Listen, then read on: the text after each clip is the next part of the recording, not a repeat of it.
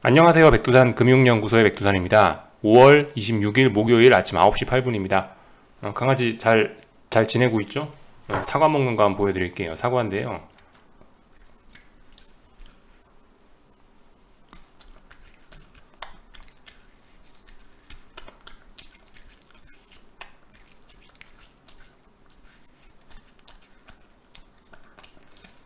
하여튼 이렇게 의욕 있게 잘 살고 있습니다.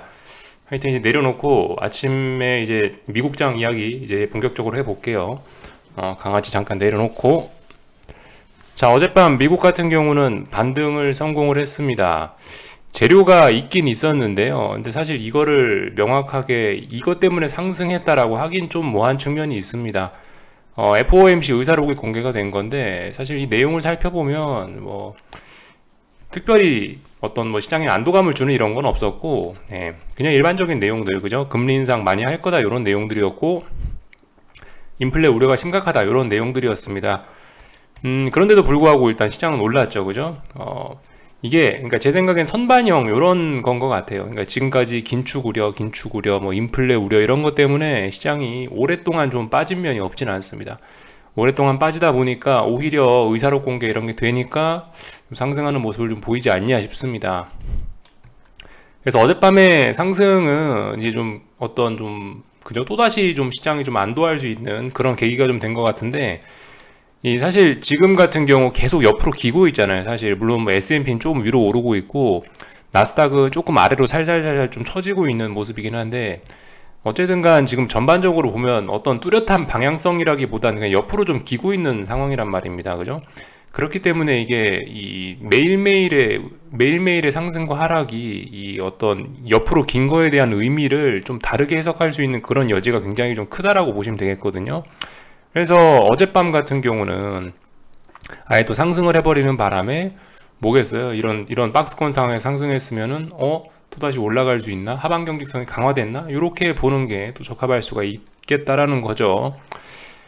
그래서 보시면 S&P 같은 경우는 결과적으로 중요한 저항을 두 번째 돌파한 착한 겁니다. 한 번 돌파한 착은 의심할 수 있어요. 이거 맞아? 라고 의심할 수 있는데 두 번 돌파한 착 했잖아요. 그러면 의미가 좀 크고 신뢰도도 높겠죠? 이런 생각해 보실 수 있겠고, 나스닥 같은 경우는 뭐 그런 중요한 자리를 올라서진 못했지만 그래도 일단 아래쪽으로 계속 진행은 되고 있지만 문제는 이제 저점에 대한 갱신 이런 게 좀 안 되고 있단 말입니다. 그죠? 아래쪽으로 가고 있으려면 계속 저점도 낮아지고 뭐 이런 게 필요할 텐데, 근데 일단 그죠? 이 지난 며칠 동안 결과적으로 갈 듯 말 듯 했지만 안 가고 있다는 거예요. 못 가고 있다는 거예요. 아래쪽으로. 그런 점들이 하방 경직성을 강화시키고 있다라는 거. 제가 이 하방 포지션을 들고 있는데, 뭐 제 입장에서 뭐 두려운 반등도 있고 두렵지 않은 반등도 있는데, 두렵지 않은 반등은 저는 주로 이제 이런 V자형 급반등을 별로 두려워하지 않고요. 반면에 이제 두려운 거는 이런 거, 지금과 같은 이런 모양, 이런 거는 이제 제 포지션과는 좀 그저 이런 건 이제 진짜 하방 포지션 보시는 분들께 위험할 수 있다. 급락하고 나서 자불 하면서 변동성을 서서히 죽여가는 거, 이런 모습은 좀 하방 포지션에 위험할 수 있다. 이렇게 가다 물론 여기서 폭락해버리면 더욱더 위험한 상황이 될 수도 있습니다. 이렇게 되면 하방 포지션의 베스트 시나리오일 수도 있는데, 근데 아무튼 이렇게 돼버리면은, 이렇게 되다가 위쪽으로 올라가기로 마음을 먹으면 급등도 될 수 있고 이 자리에 든든한 지지선이 생기는 것이기 때문에, 그죠? 이런 거 같은 경우는 저는 좀 우려를 한다. 근데 지금 이제 슬슬 이제 제가 우려를 하는 그런 모습들이 좀 나타나고 있습니다. 물론 그렇다라고 해서 제가 뭘 대응을 하고 그럴 생각은 없고 전 여전히 가만히 있을 건데요.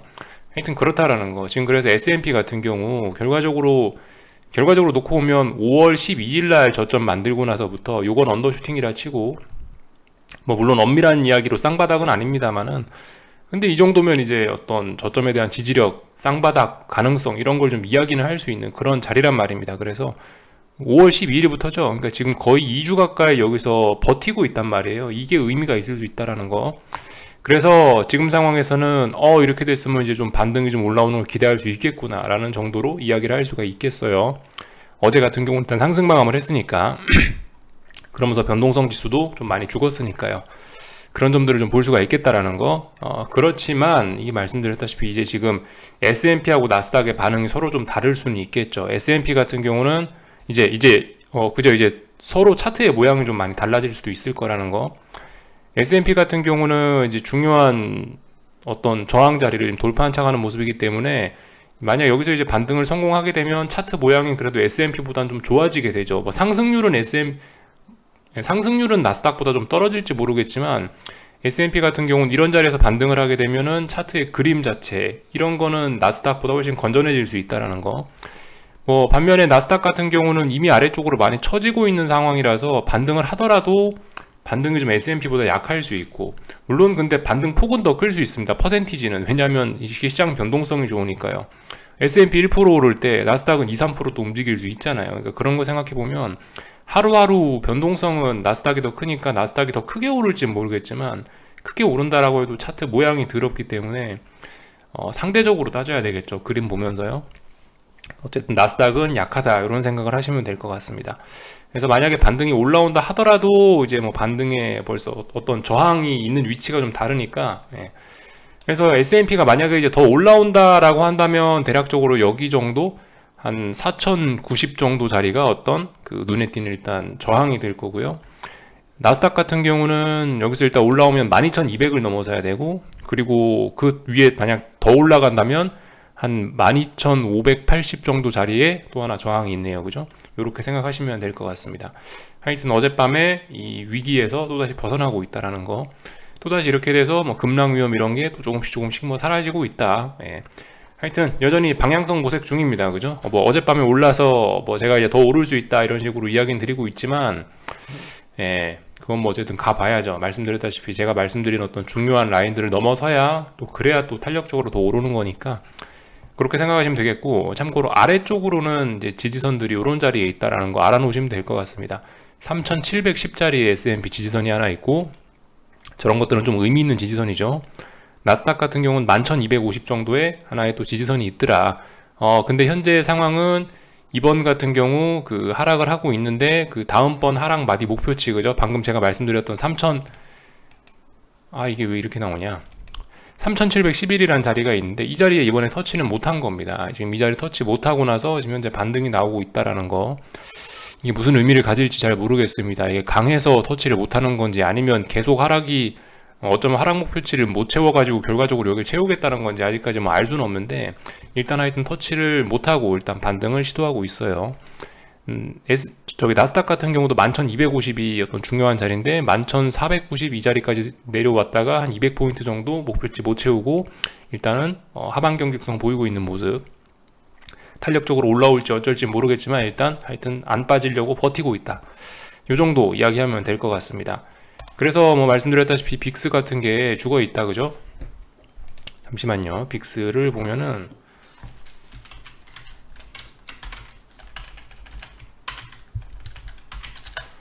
빅스 같은 걸 보면은 어젯밤에 이제 상승을 하면서 이렇게 됐다라는 거 보시면 어떻게 됐냐, 여기서 이제 오랫동안 또 몇 거래일 동안 또, 그죠? 몇 거래일 동안 이렇게 저항이 누적되는 모습이 나오고 있다.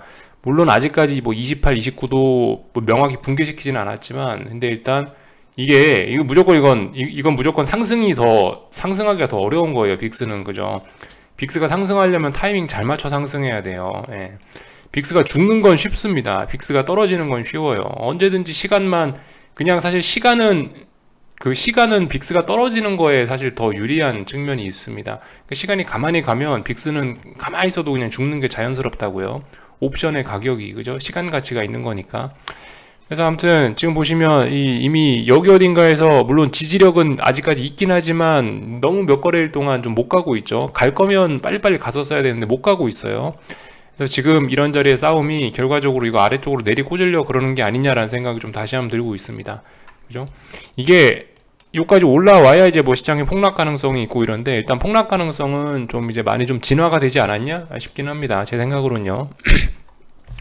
이 정도까지 살펴봤고, 금리 어젯밤에 중요한 지지선 테스트하고 있습니다. 아직까지 뭐 조정 중 특별히 뭐 볼 건 없고요. 중요한 지지선 그 2.75 정도 라인 중요한 지지선인데 어떻게 처리를 할지, 더 내려올지 버틸지, 근데 아직까지 상황 보면 좀 버티는 모습이 나오는 것 같습니다. 달러 인덱스 어젯밤에 일단 좀 상승을 했죠. 요거 때문에 오늘 뭐 환율이 좀 영향을 받겠구나 생각할 수 있겠습니다. 뭐 특별한 이유가 있어 뭐 오르고 뭐 그런 것 같지는 않고요. 일단 최근에 이 조정이 좀 거세긴 했죠. 예.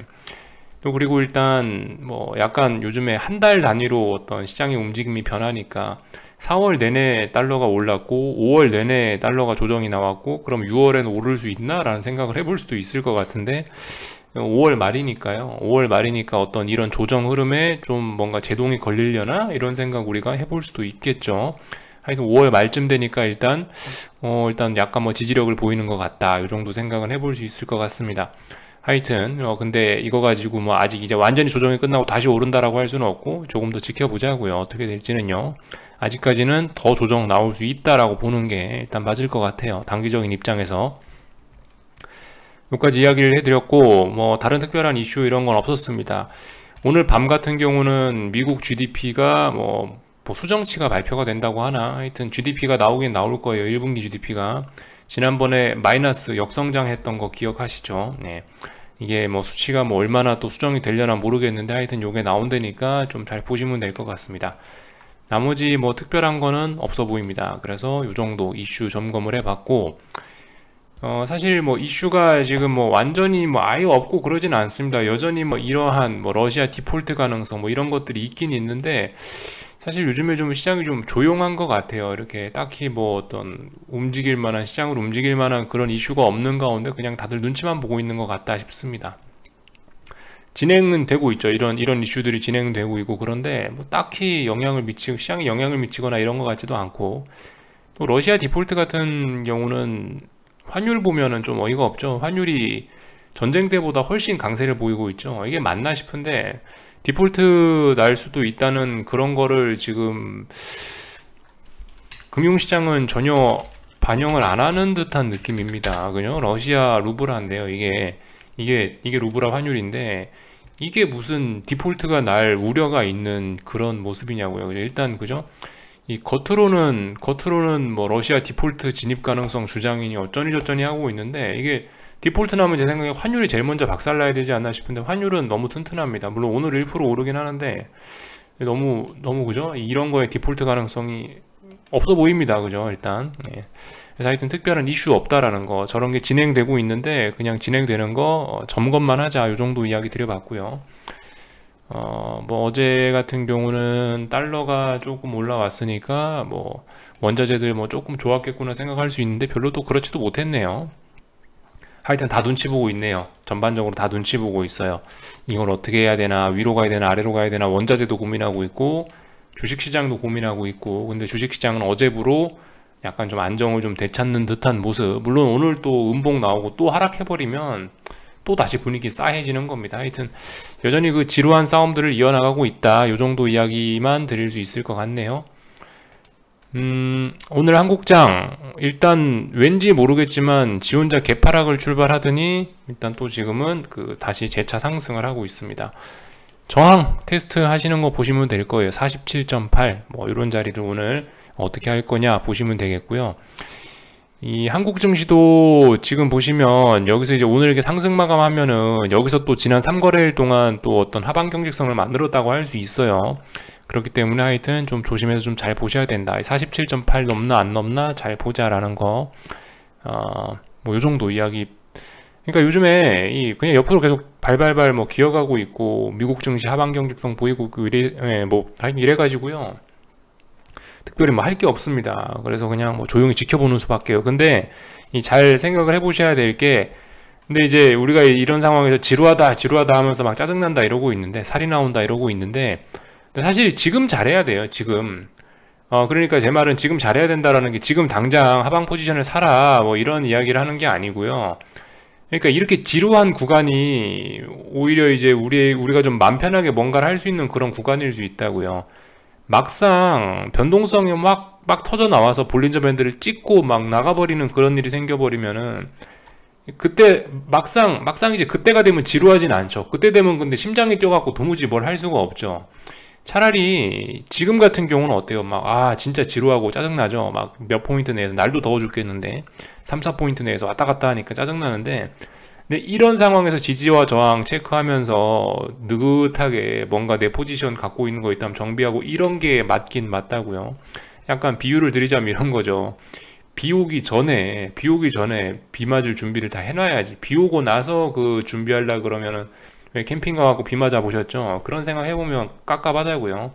비 오기 전에 이제 미리 뭐 타프도 쳐놓고 뭐 이래저래 해야지. 그래야 이제 뭐 물길도 만들어 놓고 미리 좀 준비를 해놔야지 이게 비 맞았을 때 좀 괜찮은 거지. 비 오고 나서 이제 비 맞는 거 보고 그거 시작하고, 비 맞는 거 보면서 이제 뭐 하려면은 굉장히 늦고 찜찜하고 짜증난다라는 거예요. 차라리 지금이 나을 수 있다. 이렇게 차분한 게 더 나을 수 있다라는 거예요.